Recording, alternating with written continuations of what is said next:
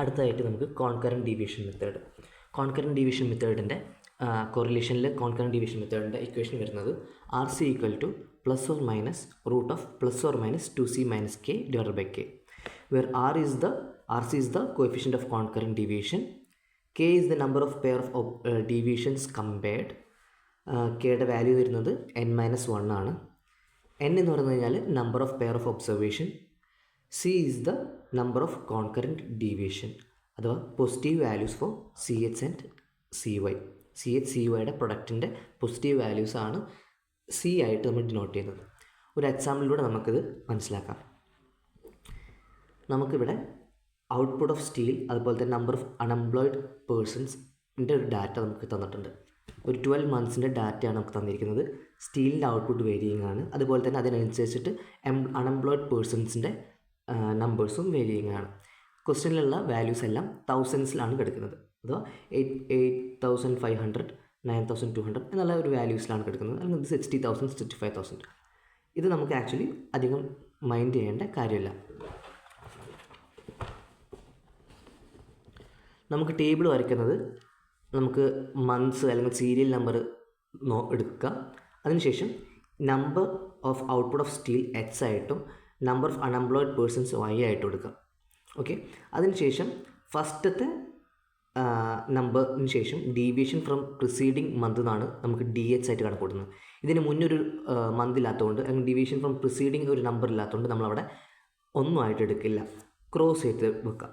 Okay, അതിനുശേഷം preceding മന്തിൽ നിന്നും increase ആണോ ഡിക്രീസ് ആണോ എന്നനുസരിച്ചിട്ട് ഇവിടെ സൈൻസ് ഇട്ട് പോവുക. 8.5നേക്കാളും കൂടുതലാണ് 9.2, കാരണം പ്ലസ് ഇട്ട് വെച്ചു. 9.2നേക്കാളും കൂടുതലാണ് 9.3, പ്ലസ് ഇട്ട് വെച്ചു. 9.3നേക്കാളും താഴെയാണ് കുറവാണ് 8.5, കാരണം നെഗറ്റീവ് ഇട്ട് വെച്ചു. അതുപോലെ നമ്മുടെ ടേബിളിൽ ഫില്ല് ചെയ്യാം. സിമിലർലി ഫോർ അൺഎംപ്ലോയിഡ് പേഴ്സൺസിലും നമ്പർ Y ആയിട്ടാണ് എടുത്തിരിക്കുന്നത്. നമ്പേഴ്സ് എല്ലാം ഡിനോട്ട് ചെയ്യുക. അതിനുശേഷം ഫസ്റ്റത്തെ മന്തിന് നമ്മൾ ക്രോസ് ഇട്ട് വെക്കുക, DYയിൽ ക്രോസ് ഇട്ട് വെക്കുക. 60നേക്കാളും കൂടുതൽ 65, സോ പോസിറ്റീവ്. 65നേക്കാളും ലോവർ ആയിട്ടുള്ളതാണ് 61, സോ നെഗറ്റീവ്. ഇങ്ങനെ ഈ ഒരു ടേബിൾ ഫില്ല് ചെയ്യാം.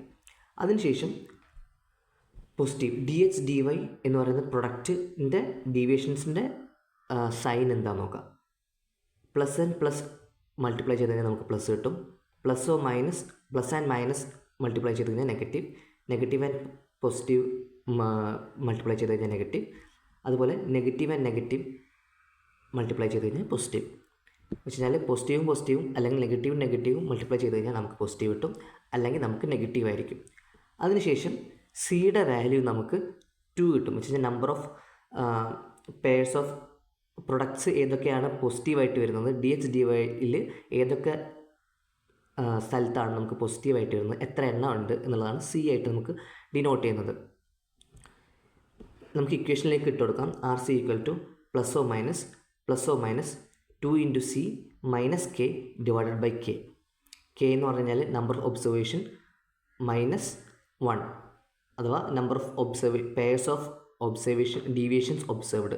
ഡീവിയേഷൻ നമുക്ക് ഫസ്റ്റ് മന്തിൻ്റെ എടുക്കാത്ത കാരണം 12 നിന്നും 1 കുറച്ച് കഴിഞ്ഞിട്ട് 11 എന്നുള്ളത് എഴുതിയിട്ടാൽ മതി.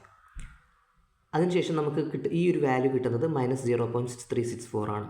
ഇത് മൈനസ് ആയതുകൊണ്ട് തന്നെ നമ്മൾ ഇതും ഇവിടെയും മൈനസ് സെലക്ട് ചെയ്യുക, ഇവിടെയും മൈനസ് സെലക്ട് ചെയ്യുക. മൈനസും പോസിറ്റീവായിട്ട് മാറും. അപ്പോൾ മൈനസ് ഓഫ് റൂട്ട് ഓഫ് 0.6364 കിട്ടും. റൂട്ട് ഓഫ് 0.6374 എന്ന് പറഞ്ഞാൽ 0.798 ആണ്. ഈ ഒരു മൈനസ് വാല്യൂ അവിടെ തന്നെ കിടക്കും. So we can say there is A negative correlation between X and Y.